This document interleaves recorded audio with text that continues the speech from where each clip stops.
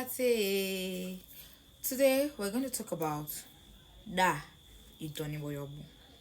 Now, it will interest you to know that Idoniboye Obu and Oukori, that's the Manuel of Abonima, we are best of friends. They did lots of things together. They were contemporaries. They did a lot together. As a matter of fact, when Abonima moved and settled in the now Abonima, Idoniboye Obu, because of the friendship and the ties he had with Manuel, also moved. And the first place he settled was in Abonima. It was at that old Sarah, close to that former fuel station. If you go to Abonima a lot, you will know close to that fuel station. That's where he first settled. Now, as a foresighted man and a businessman, he knew that that place was limited to space. That place will not contain himself and his people. And that was how he moved to Doctor's farm. Now, he stayed in Doctor's farm. And like I told you before, in that time, when you want to take or make major decisions, you have to consult the gods. You have to consult Suku. Suku told him that that land is not fertile. That land is not fertile. And that's how he moved to Obukri, which was formerly his farmland. Now, the story of that Idoniboye Obu will not be complete if we don't give credit to Ilelema people, because it is the Ilelema people that gave him that massive land that we now know as Obuama today. And it will interest you to know that up until now, lands are not sold in Obuama. Now, after he had founded Obuama, he went back to Ilemama.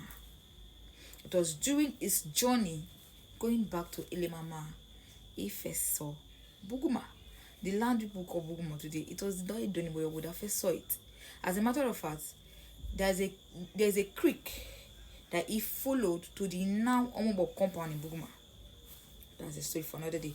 When he got to Elemama, Elem Calabari, he related his message to that Caribou. And so that Caribou sent emissaries to the place he has seen. They did their check and balances and then they moved. So that Idoniboye, with his people, moved with that Caribou to Asari, the now Buguma. When he got to Buguma, what he did first was that he established his father's stool. That is the Idonibo stool. Because at Elemama, his father was never a chief. Because the father died way early, even died before his grandfather Omobo. So when he got to Asari, the first thing he did was to recognize his father and establish his father's stool, the Idonibo stool. He established the stool. He established the Adwa Fubra, and then he handed everything to his younger brother, that Amakri, to preside over. So after he did all of that, he now started presiding over the Omobo stool. And that is why, up until now, till eternity, the descendants from that Idoniboye Obu can never sit on the stool of Idonibo, because that stool was solely handed over to his brother Amakri.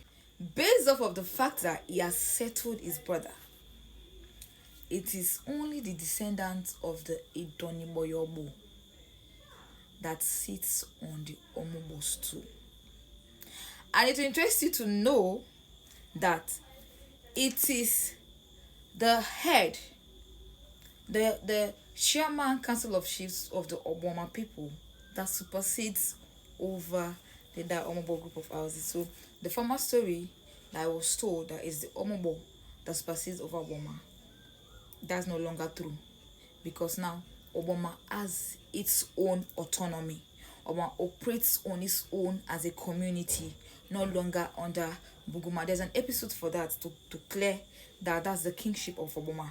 So the sole authority, the sole right of anybody that will sit on the Omobo stool relies on the Obuama people, because his brother Amakri has been settled with their father's stool.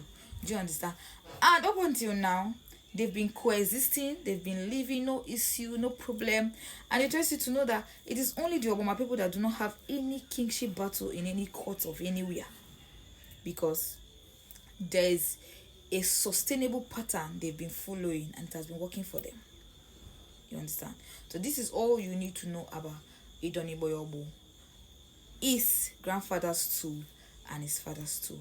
In my next video, we're going to talk about the kingship of Obuama. For now, bye.